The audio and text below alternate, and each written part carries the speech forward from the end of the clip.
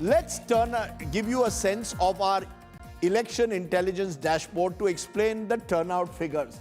Turnout, as I said, could become key in these 121 constituencies. In 2010, it was 52%.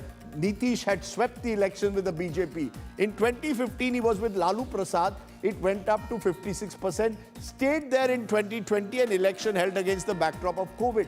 This time, look at the jump, at least 9% and counting. This is huge, even by any standards. There is another critical factor which I want to point out, gender. In 2010, there was a 10% difference between men and women. Women are in pink there, the men in blue, 55 to 45. By 2015, it went to 20%. 20% more women voted than men.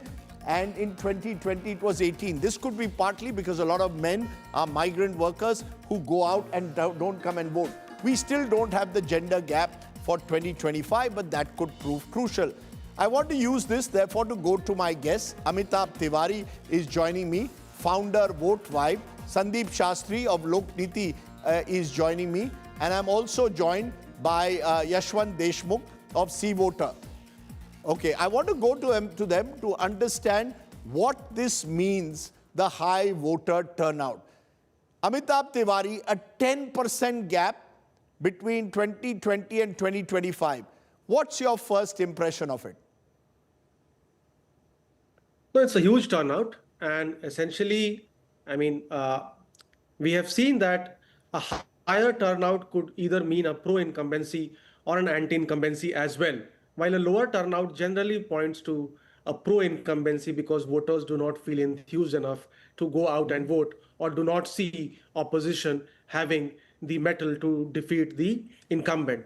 But I would say the key number, as you mentioned, will be the number of the female turnout versus the male turnout. If the female turnout versus the male turnout is equal to the historical average of, let's say, 3 or 5% or even higher, then it could point to good news for the NDA, especially the JDU. The JDU in the past has had a very high strike rate on seats where the female turnout is more than male. In 2010, it actually won 79 out of 115 on seats where women turnout was higher than male. In 2015, 61 out of 71, and in 2020, 37 out of 43. So the probability of JDU doing well increases significantly in seats where the female turnout is high, because largely we need to understand the impact of the Mahila Rozgar Yojana. And as we've seen in Maharashtra, as per CSDS poll study, 22% Muslims voted for Mahayuti. 22% Muslims.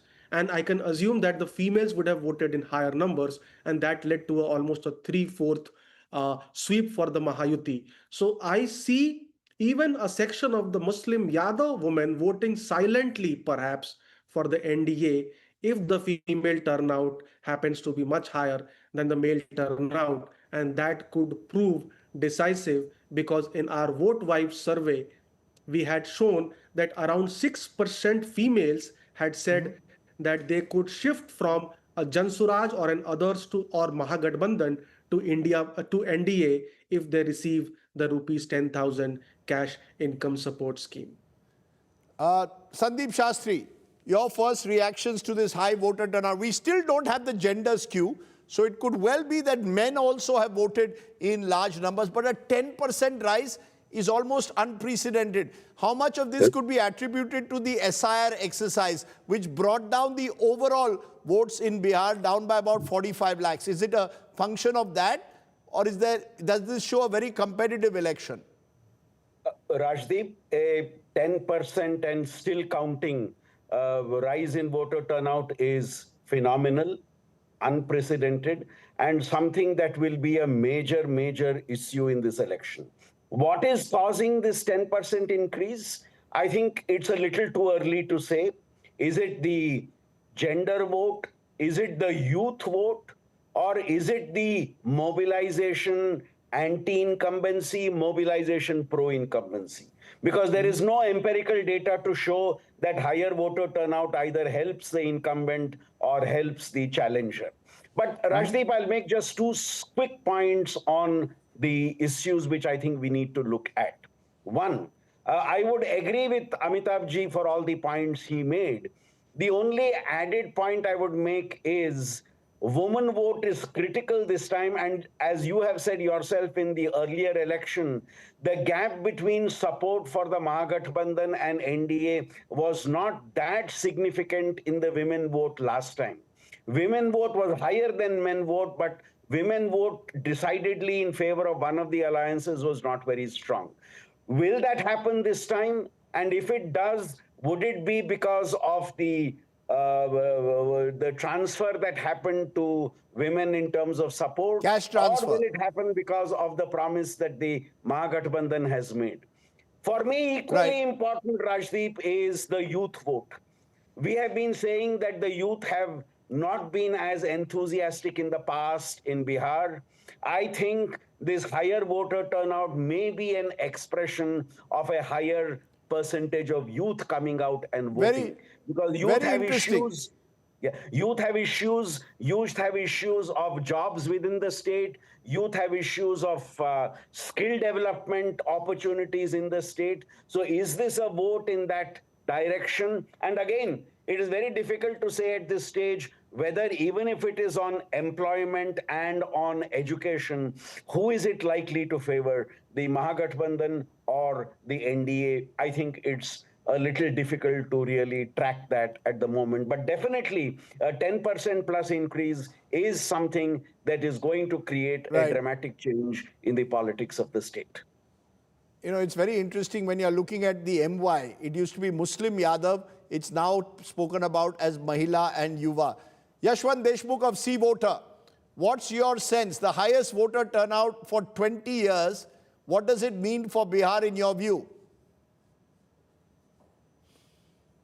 Well, Rajdeep, as we know that we have seen way too many elections where high turnout ended up being anti-incumbent, high turnout ended up being pro-incumbent as well. So I need to wait to see the gap between male and female turnout as we have been discussing so far. If this turnout is higher among the female, then it might be going one way. If it is among the male, it is higher on the other side, it will be going the other way. However, one thing I want to say, Rajdeep, is that overall upswing of the turnout is a very, very good sign for the health of the democracy, number one. It says that people at large have full faith in the process of democracy and the elections. And by and large, so far as my consumption of news is concerned, the day has gone largely uneventful, meaning not really much of the news that the Bihar was known for decades during the election day. Nothing of that sort has come so far in my knowledge, So apart from the partisan thing that some people might say their party is winning, some people might say it is good for anti-incumbency, good for pro-incumbency. I see this largely as a reaffirmation of people's faith in the electoral democracy and electoral process of India.